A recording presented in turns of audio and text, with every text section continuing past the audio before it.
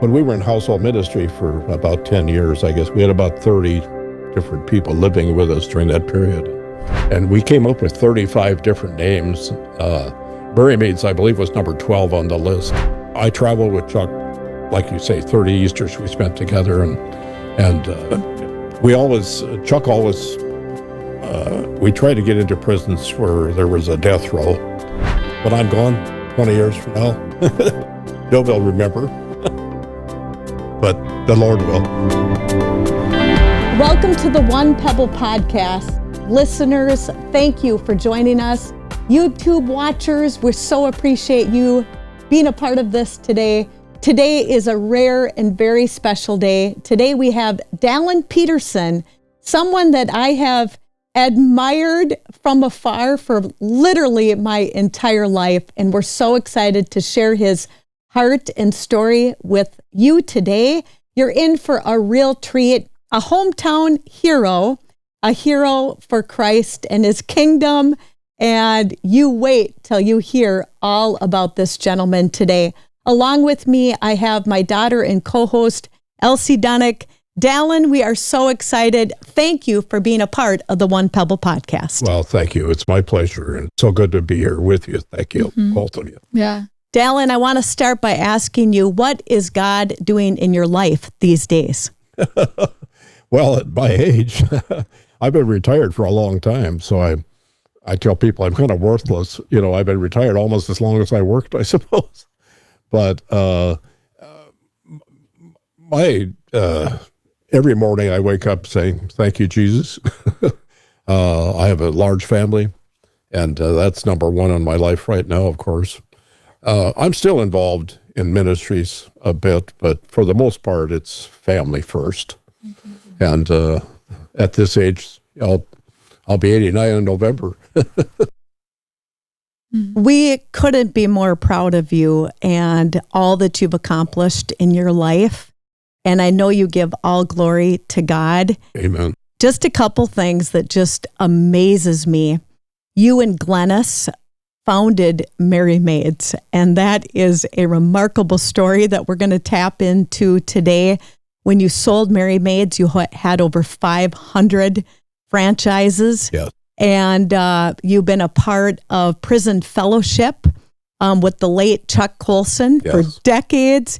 You invited several people to live in your home along with your 5 children. Yeah. You opened up your home to so many people and truly changed their lives. We are very sorry for the passing of Glenis. Thank you. This past November.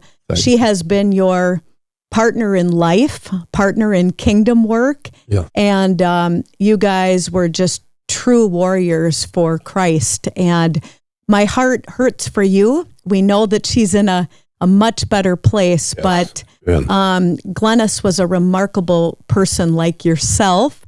And to have 5 kids, 20 grandchildren, 32 great-grandchildren, right. And I think you said in all, the family is 74 people strong. That's right.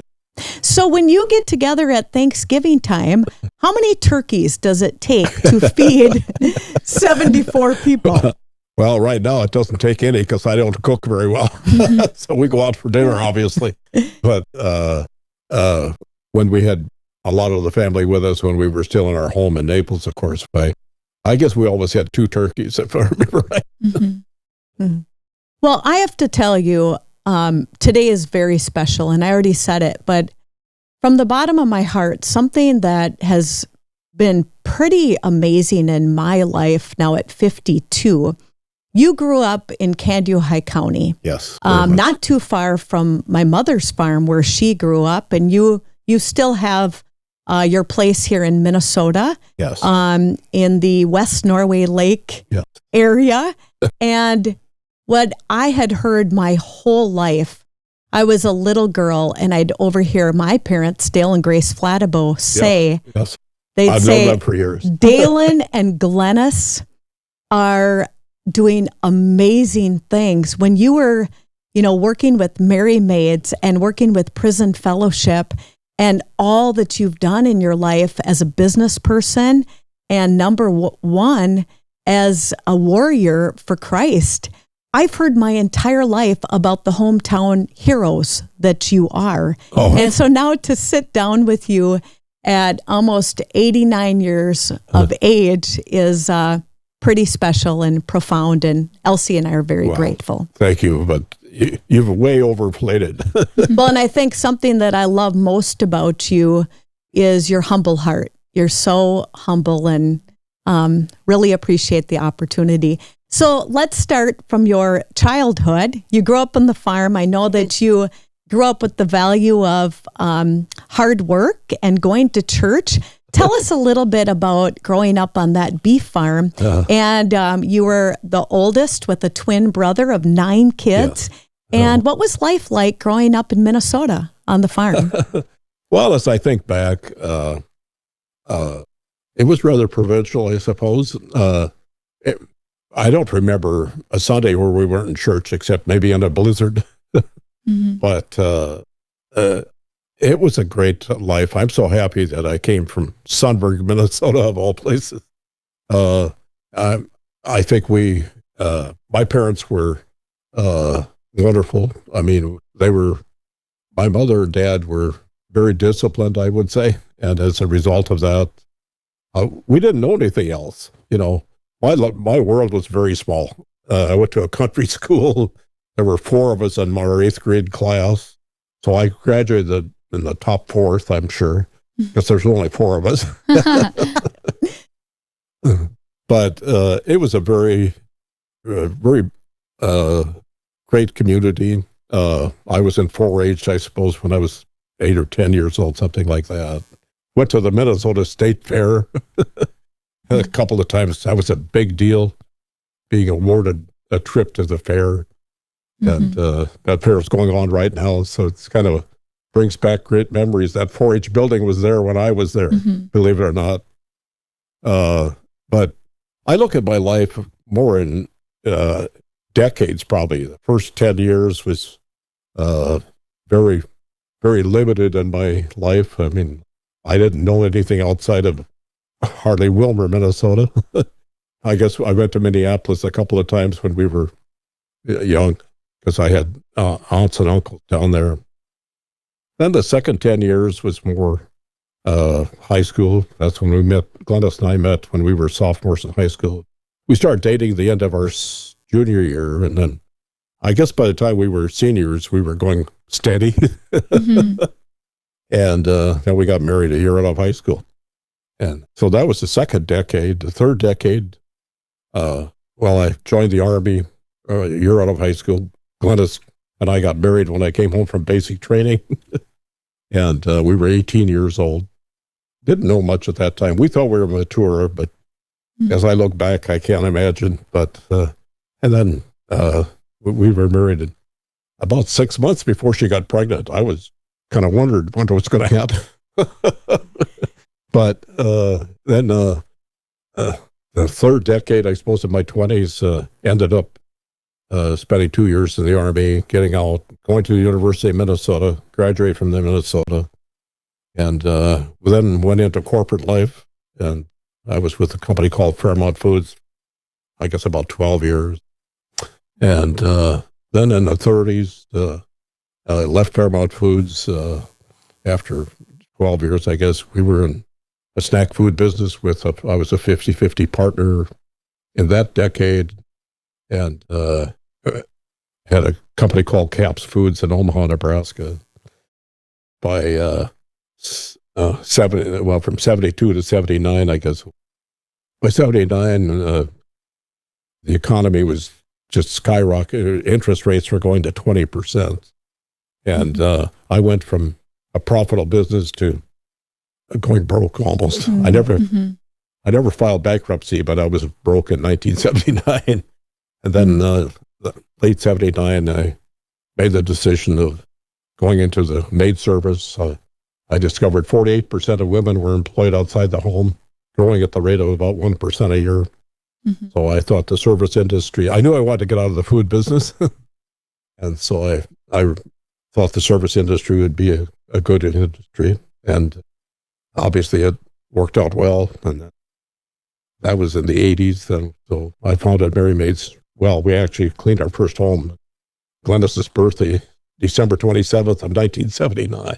But we founded the business in 1980, and then we grew so rapidly. We started franchising at the end of our first year. We had 7 franchises, I think.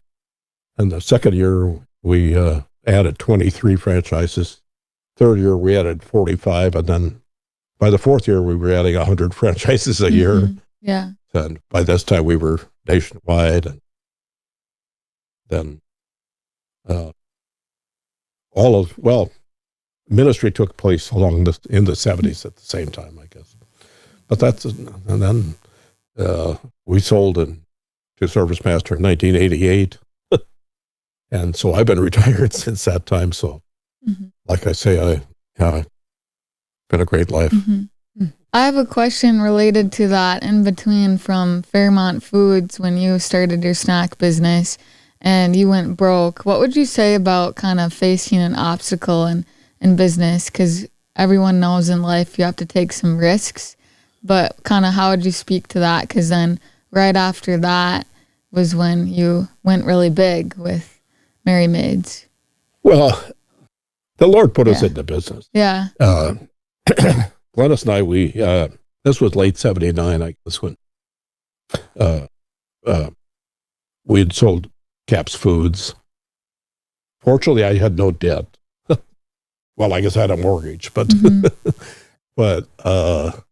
and we prayed and fasted for 10 days, trying to decide what to do next. It was during that time where we decided we were going to go into the maid service business. We started out of our home, and Glennis and I and our 2 youngest children, Karma was a student at the University of Nebraska, and Brett was 12, I believe.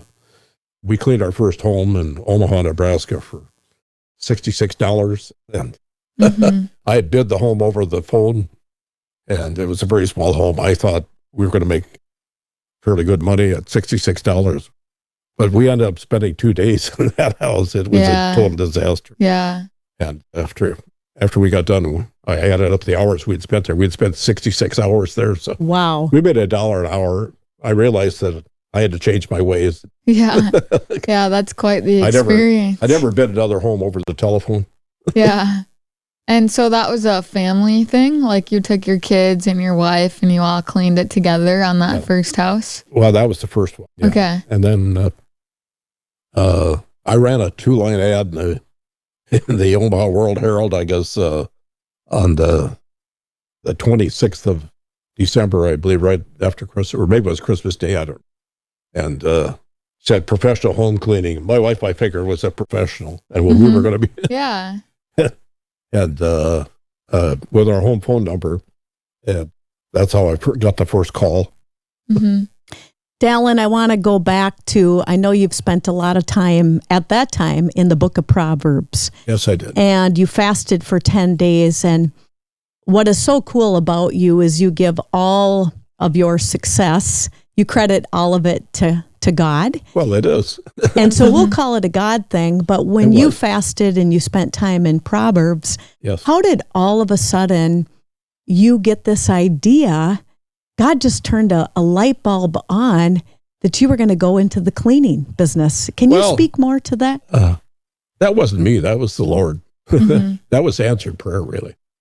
And that's exactly what happened. Both the Glenis and I had a real peace about it. You know, I had, fortunately, I had corporate experience, I guess. And if I had not had that experience, I probably would not have been able to have done what we did with Merry Maids. I knew there were certain things I had to do,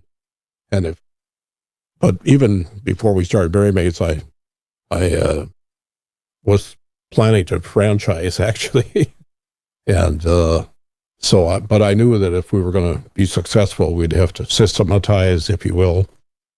So that's what we did. And, well, like you said, you know, spending time in corporate America with Fairmont Foods, you rose and climbed that corporate ladder very quickly and learned a lot along the way. and then started Caps Foods, founded that with your partner. Yes. And then wouldn't you say, is it fair to say that God, you learned a lot, but God closed that door because he was preparing to open the Merry Maids door? In retrospect, I probably learned more from failure than I did success. I mean, I realized that there were a lot of things, and I shouldn't say it was failure, I guess, but circumstantial. The circumstances were so different in the late 70s. Gas prices were going crazy, inflation was going crazy, and as a result of that, snack food business was our costs were just spiraling, and we were the small company in Omaha, Nebraska, and we couldn't pass those on because our competitors were holding the line, so to speak, I suppose. And so I realized that we had an opportunity to sell the business, and I did, and that was a God thing too. Well, and what inspires me too is when you and Glenis were praying and fasting, what are we going to do next after Caps Foods? Right. You just stepped out in faith. You stepped out in courage. I can't imagine the amount of work and how excited you were and probably scared you were. And the other lesson for myself and Elsie and our listeners is I love when you say you probably learned more out of times of failure versus success. And, we can get caught up in our failures and decide that that's our identity or the end of us. Yes. Or we can say, we're going to learn and turn those failures into successes for the Lord. Yeah. Well, so much was circumstantial, I would say. I mean, I couldn't do anything about the economy, obviously, but the 80s were great for a service business. I would say 48% of women were employed outside the home. As I said, growing at the rate of about 1% a year. So it was a perfect time to start a maid service, basically. There wasn't another nationwide company, and we ended up being the largest franchise maid service after about 5 years, I guess, in the business. And so, but that was a lot circumstantial, women employed outside the home is where the growth came from. And that mindset is if women are working outside the home, they still want their house clean, right? Yeah. So they're going to hire some help for that. One thing I learned, I guess, is when I found out how hard it is to clean a home. It's work, and because frankly, I had not spent a whole lot of time myself ever. Glenis did all the cleaning of our home before that. But we wrote our first, I wrote our first cleaning procedures manual in the car on our way from Omaha to our lake home here in Minnesota. She was driving and I had a yellow pad. And because I knew we had to systematize, I think she came up with like 12 steps of cleaning a bathroom, for instance. And we learned through trial and error, of course. I love that the business started out with both of your leadership in that car ride when you were coming up with the steps of cleaning, but also fasting for 10 days. That is remarkable. A lot of people don't, even myself, I would say, might not quite grasp that it's worth it to not eat for 10 days to hear from the Lord. Kind of speak to that a little bit. Yeah. Well, when you're down and out, as we weren't down and out, but I mean, there was a time in my life where I knew, I had no doubt that the Lord was in it because of that. I mean, that's what we do. And it was part of our life, of course. So it sounds like spiritual disciplines are a big part of your life, and that there's value in taking time to kind of take away things like food or water for a period of time to seek his will. When we were in household ministry for about 10 years, I guess, we had about 30 different people living with us during that period. And when you have troubled people living with you, one year we had every teenage from 13 to 19, in addition to our own 5 kids with us. Wow. But you have to have discipline. And so we had, every morning we got together. We had a large table in our kitchen. We had a 9-bedroom home. And every morning we had devotions before everybody went their own way, so to speak. Dallen, were you doing household ministry, I believe, at the same time you were doing Merry Maids? Well, actually, during the time of Cap's Foods, actually in the 70s. Prior to Merry Maids? Prior to Wow. Merry Maids, yeah. That is just amazing. Right. Yeah. And continued with that to have those people. And then you tell a story about your daughter, Kim, Yes. I believe.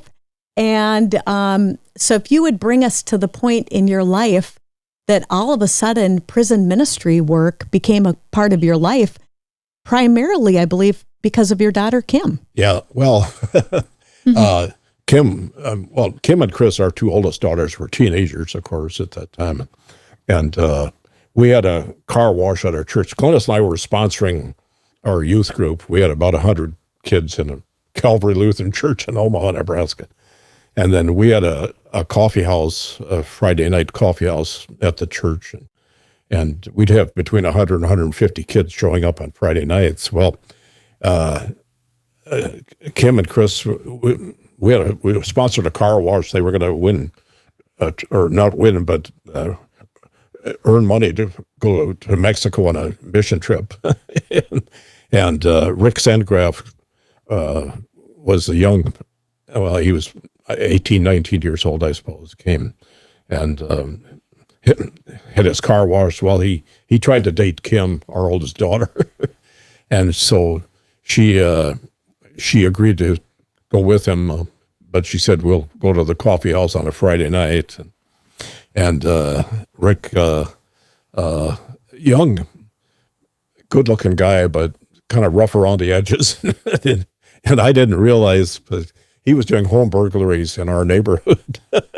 And he ultimately ended up in prison. And that's how, then I lost track of him because I was busy. And after he'd been in prison for about a year, he was in solitary confinement because he had been dealing drugs in prison. Wow. And then he wrote to me and asked if, when he brought Kim home from the lighthouse the first night, I invited him back into our home that night. I suppose it was close to midnight. And that night he prayed to receive Christ. And so I gave him a Bible, and he and Kim dated for a very short period of time. And I didn't realize what he was doing, obviously. And so when he was in prison, he was in solitary confinement. He wrote to me and he said, Dallen, I'm in solitary confinement. He was very remorseful and wondering, am I still saved? No. Mm-hmm. I wish I'd saved the letter. I don't have it today. But so Glenis and I decided we wanted to go visit him in prison. So we went to see him on a Sunday afternoon and visited him. And that I found out there was really nothing going on spiritually in the prison. So I got the idea that maybe we should start a Bible study in prison. And so I had a good friend who played guitar and could lead music, and then I led the Bible studies. And so we started a Friday night Bible study. We had 7 men the first Friday night, I think. And this was in July of 1976, or 75 rather, I guess, 1975. Wow. Ironically, it was the same weekend that Chuck Colson went to prison. Really? Yeah. The same weekend. Yeah, same weekend. Chuck Colson. Compared dates later on. That is so ironic. And that was the start of prison ministry work in your life. We started a Bible study then, and so then we grew, and by Christmas of 75, we had over 100 inmates coming to our Friday night Bible study. Wow. And so it was one of those kind of crazy times, but the Lord was in it, certainly, I guess, Mm-hmm. Then I met all these inmates, and after they attended the Bible study 3 times, then they earned a Bible, and then I'd have their name embossed on the front of the Bible, and so that was kind of the enticement for them to come back and keep coming. Dallen, I just am amazed, and I wish Glenis was on this earth so I could look her in the eye and equally thank her. However, you had all these people in your home. You opened up your home for decades to love on people, to minister to people, and then to do all the prison ministry work that you did, to start Merry Maids and continue with the humble spirit of Christ that you have. When you look back on your life, do you just marvel? Like, do you even wonder how you did this? How did you do this? Well, yeah, I have to admit, when I do look back, sometimes it almost seems like it's another person. but you know, it wasn't my doing; it was God's doing. I mean, it was all circumstantial. I mean, the kids we had, you know, we had daughters who were teenagers, and then Brian, of course, our son too, and so. It wasn't planned. It happened. Mm-hmm. It was the Lord's hand, I would say. Your heart of service, and you'll never know because of the work of you and Glenis and your family, who tons of people accepted Christ and are in heaven and will be in heaven because of you. And so your ripple effect is far and deep and wide for the Lord, and we couldn't be more excited and grateful. And so that happened before Merry Maids. Yeah. And then, like we've talked about, you prayed and fasted, and after Caps Foods, we're calling it a massive God thing. You start Merry Maids. When you were cleaning that house, for looking back, $1 an hour. That wasn't per person. That was for multiple people. I didn't think I was going. I didn't think I was going to make only $1 an hour. Yeah. Obviously. Did you ever wonder when you guys, as a family, were cleaning that house, what are we doing? You could have quit that day, but somehow you took the next step. Ironically, we finished the house on Glennis's birthday, December 27th. Did she ever forgive you for that? That was the first day, I guess. And on the way home, I said, "Have you ever had a better birthday?" And I can't remember how she responded, but I don't think it was real favorable. Wow. That guy from Sunburg, Minnesota, my mom grew up in Sunburg. My parents still have their Century Farm. Yes. I, too, grew up as a 4-H'er as well as my parents. But I think it was that 4-H spirit, that Sunburg spirit that you said, we're not going to give up. And obviously, that vision came from Christ and became all for his glory. But then all your business skills, you were like, we have to have systems. We have to make this efficient. As you said, you told Glenis, and together you wrote that handbook, so to speak. And before you know it, you're in business. And then all these different franchises that became a part of this. It's just truly remarkable. Talk about the different colors, the cleaning colors. And then you decided you wanted homes to smell good. And so we want to hear about that. I knew that we wanted to be unique. I tried, and so we developed different cleaning products. We had our glass cleaner was a light blue because we had all the different products. We had a scrub and shine product, and then we had a cinnamon fragrant deodorizer.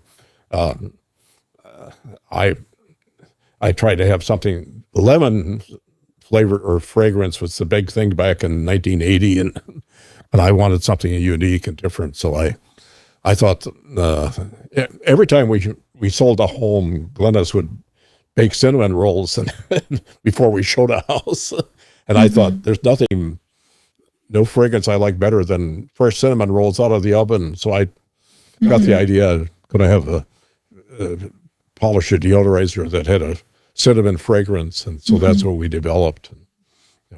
I got together with a cleaning company chemist, and we developed a product that I believe they're still using today.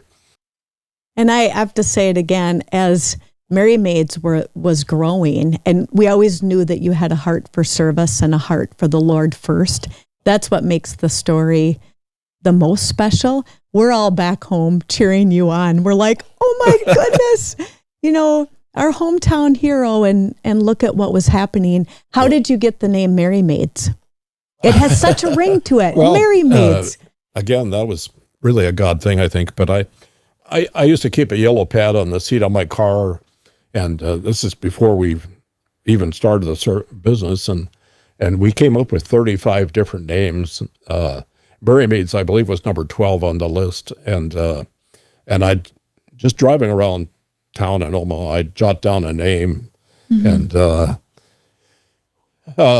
we went through the process basically, and I met with a friend of mine who was in marketing with Fairmont Foods, and he and I decided Merry Maids was the strongest name of the 35. We had, I can't remember, Swift Sweepers and crazy names, but Merry Maids was number 12, and obviously that's been a great name, of course, and it defined what our service was basically too, I think. So well, and you talk about in your book, rags, riches, and real success. We just encourage everyone to get your book on so many levels. It's an old book. It's an incredible book, but you talk about, business principles and the principles kind of success as to why this did so well. Speak to when Merry Maids was growing. I bet you were amazed and excited, and your heart and honoring Christ and hard work was paying off. Speak to being excited about the growth. What did that feel like? And then talk about one of those success principles or a few in the book. Well, I knew that I wanted to have some corporate objectives. And the first corporate objective was to honor God in all we do. And I wanted, since I was going to franchise, I wanted to make sure franchise prospects knew where we stood. And I think as a result of that, there was no question people looked at us. We had integrity, obviously. The franchise industry, I had 500 franchises, over 500 when I sold, and never had a lawsuit. Wow. And that's incredible. Pretty unique in the franchise industry, I guess. Incredible. It was trial and error. We made a lot of mistakes, but obviously did more right than wrong, I guess. Amazing. In a little bit, we're going to talk more about when you sold that company and more about that story. But in the meantime, you had met Chuck Colson, and we can all remember the name Chuck Colson, who served under President Nixon. Yes. Spent his own time in prison, as you said, in 1975. Yeah. Then God used Chuck Colson's story in remarkable ways to do remarkable kingdom work. So I believe during your time at Merry Maids, correct me if I'm wrong, or when in the process did you meet Chuck Colson? Well, I met Chuck Colson in 1976, shortly after he got out of prison. At that time, he was very well known, obviously, from Watergate. And he spoke at a mayor's prayer breakfast in Omaha, Nebraska. There was probably 2,500 people there, but it was right after the breakfast, I went up to him and I said, Mr. Colson, I said, he was sharing his vision for Prison Fellowship. And so I said, well, I have an interest in that because I'm going into prison on a weekly basis. And Chuck was very gracious. And he said, we need to join forces. And of course, did you ever think at that time that was going to happen? Idea. And then nothing happened for probably a year or two. I can't remember. And then, but I followed him more or less, and he had no idea who I was. I had no idea that we were ultimately going to become. He was one of my best friends, but that happened years later. That is just amazing. And so you had a heart for prison ministry. He had started Prison Fellowship. Yeah. And when did you join him after Merry Maids or during Merry Maids? Well, then over the years, I brought Mel Goebel, a former inmate, to Washington, D.C. because I really did have an interest in Prison Fellowship from day one, I suppose. And so I was there when he first started Prison Fellowship, basically, along with Al Quee, who was ultimately governor of Minnesota. And it was all circumstantial. One thing kind of led to another. And Chuck was brilliant. I mean, we had nothing in common except the Lord. But one thing led to another. And then over the years, we hired our first, I guess I supported our first state director of Prison Fellowship in Nebraska for Prison Fellowship, and Mel Goebel was our state director. I had met him in prison so when he got out, he worked for me for a couple of years, I guess, and then when Chuck started Prison Fellowship, then we got together, and as I think back, again, nothing was planned. It was all God's hand, God's timing, I guess. I have a question related to just your heart to go visit prisoners. Where do you think your evangelist heart came from, or what age did you kind of notice that and have a fire for that? Well, when we moved to Omaha, we joined I was born and raised Lutheran, and we joined actually a Spirit-filled Lutheran church. And we joined an evangelism program called Evangelism Explosion, a Kennedy program. And one of the questions was, if you died tonight, where would you be? And to be honest about it, I had never really given that much thought. Been in church all my life, but I realized that, it wasn't until you committed your life to Jesus Christ that you weren't saved. And that's how it all started, I guess.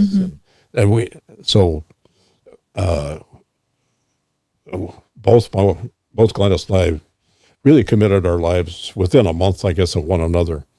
And that changed our lives, of course. We got pretty involved because our kids were all, at the age where we wanted to make sure.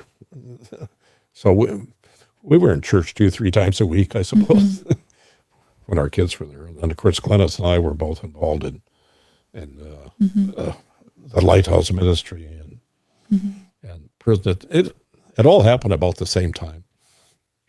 And I feel like a lot of that work can be really energizing, where you're so passionate by the way that Christ has impacted your life that you just want others to experience the same, and then they become passionate, and it's truly a ripple effect. So, yeah, we both felt a real calling, and Glenis passed away in November. All these years, I mean, she was basically, I wouldn't say an evangelist, but I mean, that was her heart. Yeah. Yeah, I would love to hear just how Glenis supported you over all the decades of your life, and kind of how you guys, like you talked about, you came before the Lord before starting Merry Maids, but I just have a gut feeling she was a big impactor and supporting you, and it might be cool to kind of honor her with just hearing what she did to support you and kind of how you guys grew the kingdom together. There's no question. I mean, she, her, especially the later life, in her life, all she wanted was to make sure everyone got to know the Lord. Yeah. And that was her goal right up to the very end, basically. And what was it like kind of leaning on each other through the changes and added business adventures. What did she do to kind of support you through that and work together in that? Well, she was always a great support. And, we had almost 70 years of marriage. Yeah, that's awesome. They were all perfect. but one thing about her was she always honored what I did. Even when I was going broke, she was supporting me. Yeah. and she couldn't have been better when at Merry Maids. One thing we did learn, I guess, that is we didn't work real well together. That's why I never learned to spend time in the kitchen with her. That was her domain. And as far as Merry Maids was, she was always, she never had an office, or, I mean, she didn't, but she did help train originally, but we grew quite rapidly, and she couldn't wait to retire or stay home, and she did. So she was not that involved in the business for the most part, except supporting our conventions. And she was the first lady of Merry Maids, of course. But something that I think is so special is that you co-founded Merry Maids and you give each other equal credit. That's just really special. Well, if it hadn't been for her, we never would have done it, that's for sure. Well, and to have 5 children and to keep the family intact and to honor the Lord and do all that you did. And then as you went forward in your marriage, we've talked about this, but it is so selfless of you and Glenis, all of the people that you had in your home over decades. I think you've mentioned, was it over about 30 people that... We had a little over 30, I believe. That stayed in their home, whether it was short-term, some of them for years, long-term. Yeah. We had, we ended up with 2 Brians, basically. We have a son, Brian, and then Brian Lape came out of a troubled home, basically, and so he was with us all through high school, along with our Brian. They were the same age. They graduated from high school together.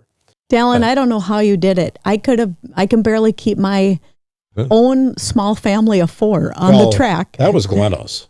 I mean, there was no question that she was the key in the family, you know. I mean, and I would say that, you know, I remember one of the young kids, he was 19 years old, I suppose, 18 or 19, and he called her Mooter. And, you know, the people were from all walks of life. We had we had probably 3 or 4 wives of inmates that were raising children. And during that period of time. And one called me on a Sunday afternoon. She was living in her car. She had 2 little kids and a dog. And she just visited her husband in prison, and she had no place to live. And Bryce, her husband, knew me from the Bible study because he was in my Bible study. And so he told her to call Dallen. So she called us on a Sunday afternoon and ended up living with us for over a year.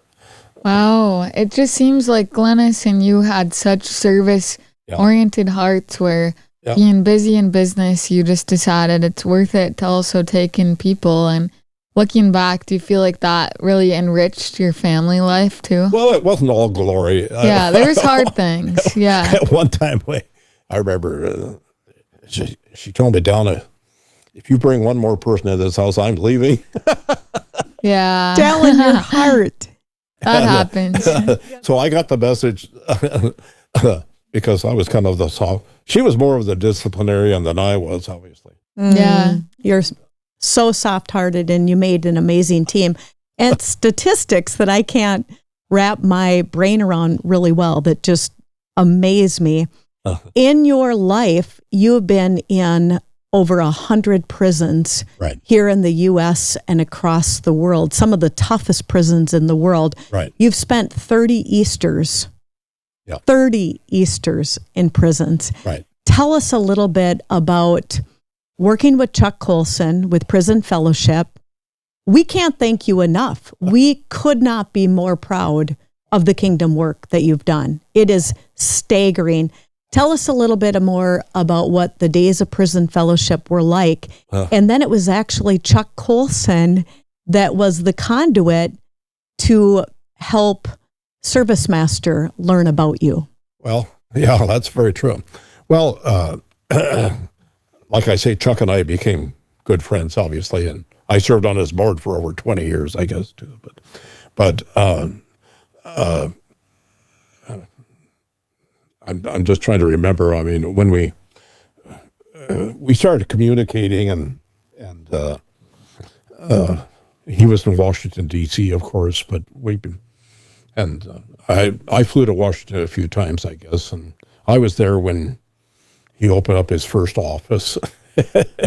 And so one thing kind of led to another. But I traveled with Chuck, like you say, 30 Easters we spent together. And Chuck always, we tried to get into prisons where there was a death row. And invariably, we were able to get onto death row normally. And it was quite an experience. I've been in prisons, overseas as well. But one was, some weren't fit for human beings, in my opinion. I was one in Uganda where there were 25 men in a room about the size of our living room. Wow. There was not even a toilet there was a hole in the corner, a hole in the floor for the latrine, they called it. And, I've ended up, to this day, I have a number of friends that are inmates, or former inmates, I should say. Did you get to meet any inmates and witness them accept Christ? Well, that was, especially in our Friday night Bible studies. I mean, we never ended a Bible study without giving them an opportunity to pray to receive Christ. I mean, that was the norm, obviously. And, one thing I discovered, I guess, that especially in America, inmates are young.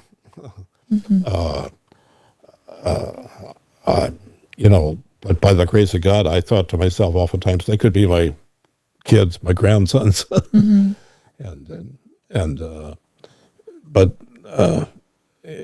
it's a sad thing to see, but almost invariably they come out of broken homes. I'd say 80-90% of the time they were raised without a father, probably, and oftentimes raised by an aunt or a grandmother or whatever. And I'm sure that when they meet someone like you and they hear the message of Jesus, it's pretty incredible to receive hope in a condition like prison. Well, yeah, Matthew calls us to visit those in prison. And I was often asked by an inmate, why do you care about me? Yeah. And that gave me an opportunity to open up and say, well, it's only because of Jesus. I wouldn't be here for any other reason. Yeah. Yeah. In 1988, you sold your business to ServiceMaster for $25 million. I can't imagine what that would be worth today. And to grow that in 8 or 9 short years, I'm not surprised. We have a God that big, and I'm not surprised knowing who you and Glenis are. But Chuck Colson, I believe, introduced you to ServiceMaster. Yeah. What did that feel like? And at 51 years old, when you sold Merry Maids, were you excited? Were you sad? Did you know that God was opening and closing doors? Take us to that time of sale. Well, you hit the nail on the head. I was excited and sad. Yes, I'm sure you were. Back in 88, that equates to, I don't know, maybe 100 million today, I suppose. Remarkable. Yeah, but I never thought about the money. it didn't change us. You know, I mean, yes, we were living well before that. But how it happened was Chuck and I were together on Easter Sunday of 1988. And we were I had an airplane by this time, and we were in an airplane, and Chuck had followed Merry Maids' growth over the years. And I had been approached by a rather well-known company, and on the airplane, I guess, Chuck said, well, Dallen, you know, what are you going to do? And I just flippantly said, well, maybe I'll sell out and work for you, come work with Prison Fellowship. I didn't mean it. It was a flippant comment. I didn't. But it was during the time when we were being pursued. Well, what happened was this was on a Sunday, Easter Sunday, and then Monday night he was having dinner with the chairman of ServiceMaster in Naples, Florida, ironically, and he started telling Ken Westner about his weekend, and so talking about Merry Maids, of course, with ServiceMaster chairman, and Chuck called me on a Tuesday morning. He said, Dallen, he said, I think I betrayed your confidence last night, but I said, I was with Ken Westner, and well, I had known Ken Westner from Adam, and he said, I started telling him about Merry Maids, and he said he couldn't wait to get to the phone and talk to his CEO. And he said, I think you're going to get a call from ServiceMaster. Were you upset with Chuck? I wasn't upset, but I was kind of mystified. Mystified. It's a great word. I thought, well, you know, again, that had to be God's hand. I mean, you know, it wasn't absolutely. Planned. And sure enough, I did get a call from ServiceMaster that same afternoon, I believe. And then we got together, and this was would have been early, I suppose, late April, I guess, of 1988, and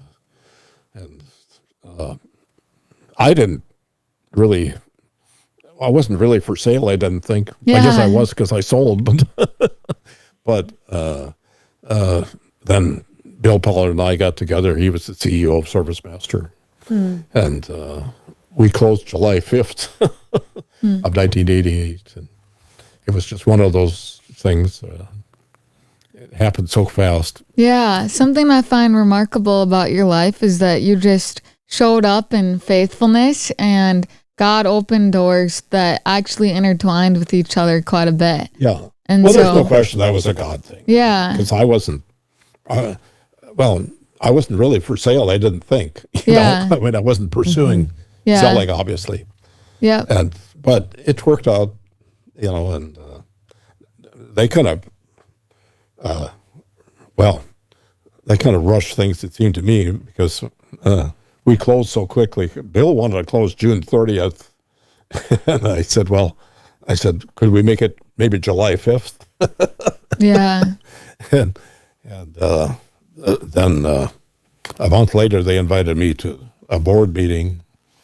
And so I had interest in ServiceMaster, obviously. But, so shortly thereafter, they invited me to join the board of ServiceMaster. So I was on that board for over 20 years. I know, Dallen, that you give Glenis equal credit. And again, I wish she was on this earth so we could look her in the eye and praise her for the amazing woman that she is and was. But what amazes me I hope you're crazy proud of Merry Maids, like crazy proud. I can't imagine how proud your kids and grandkids are of you and the example that you've been. But what's clear to me, and this is just my opinion, God, as Elsie said, God just opened doors and closed doors and opened doors and closed doors. And when he closed the Merry Maids door, I get choked up. He opened the Prison Fellowship door even wider. Right. And we have a mutual friend Wintley Phipps, Yes. who sings your praises. Wintley has sang, I think, for 7 presidents and is a really special person. And Wintley is just one example of people that sing your praises, let alone all the people back here at home. But all these doors just opened and closed, and there's been so many facets of your life. And here you sit across the table from Elsie and I having this conversation at 9 years old, humble as heck, and you give God all the glory. Your legacy is so rich, and there's so many facets to who you are. What do you want your legacy to be? He was faithful. He was faithful. And it already is that. So that's else. cool. Oh, yeah. Yeah. You know, the accolades, when I'm gone 20 years from now, nobody will remember. Yeah. But the Lord will. That's all I care. Yeah. You've been so faithful to him, and so many people look up to you. I've looked up to you my entire life. Oh. This has been so special. I love your heart, and we love the way God made you. We have one more question. Yes. Maybe 2. I want to ask you a whole bunch more. Before I ask you our last question, what brings you joy? Obviously, your grandkids and great-grandkids. I know you have countless friends, but now I love to drink coffee. The Lord brings me joy. My family brings me joy. Tell us a little bit. What does life feel like today? I know you miss Glenis so much. What is bringing you joy today? I don't know anybody that's been more blessed than me with 52 grandchildren. Well, 20 and 32. Yeah. And they all give me joy. They've almost all been here this summer to my lake home here in Minnesota. And they're my best friends. And there's no greater joy than to have people call you grandpa. And I get calls, numerous calls every week from. How do you keep up with them? Well, thank God. One of the last things that Glenis did for me, she filled out a calendar last October with every birthday. And she had a remarkable memory. She knew every one of her family's birthdays, but she put them all on a calendar. And so in June, I had 12 birthdays. In July, I had 10 birthdays. And she sent everyone a card and a gift for every birthday. And I'm maintaining that tradition, if you will. Wow. That's a full-time job. Yeah, it is. Keeping up with those 52. In fact, I just wrote a couple checks yesterday. That's so special. And I think of all the wisdom on the phone when you talk to them and just them hearing your voice. Elsie, before I ask him our last question, do you have anything you'd like to say, a comment or a question? I just have been encouraged. I'm 24, and it's really cool to see God's handiwork in your life, that he orchestrated a lot of things that intertwined and that you got to glorify him through all of it. That's, yeah. But a joy and a pleasure to be here. Thank you so much, ladies. I can't tell you.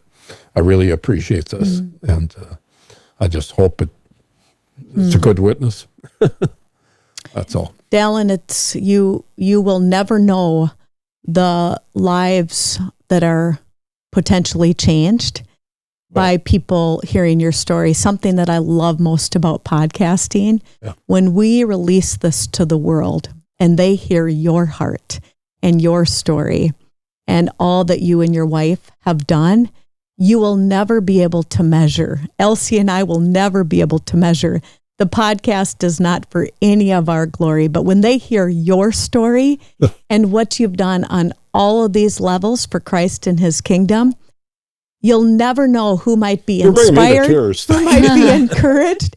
You never know what will happen with your story. And we are so proud, and it was a tremendous honor for you to say yes at almost 89 years old, sharp as a bell, And you look 69. You are sharp as a bell.